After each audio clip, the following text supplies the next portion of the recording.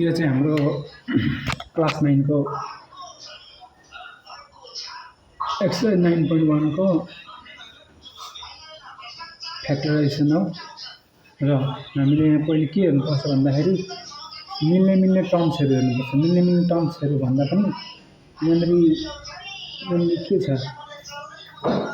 यहाँ ax मा a छ, यहाँ पनि ay मा a छ।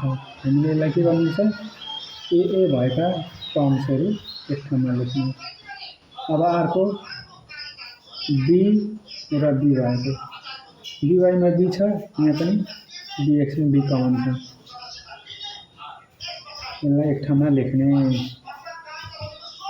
अब यहाँबाट कमन र यहाँबाट कमन, यो ग्रुप एउटा ग्रुप अर्को ग्रुपबाट कमन तान्ने। कमन यहाँ के छ, ax र ay मा a कमन छ र भित्र x प्लस यो बाहिर गइसकेको छ y। यहाँ पनि त्यस्तै b बाहिर हुन्छ, y भित्र हुन्छ, प्लस b बाहिर x यता। x प्लस y र y प्लस x भनेको सेम कुरो हो। x प्लस y यो र योबाट कमन आयो, यो बाँकी रहेको a अनि प्लस b, यो र प्लस b कमन आयो।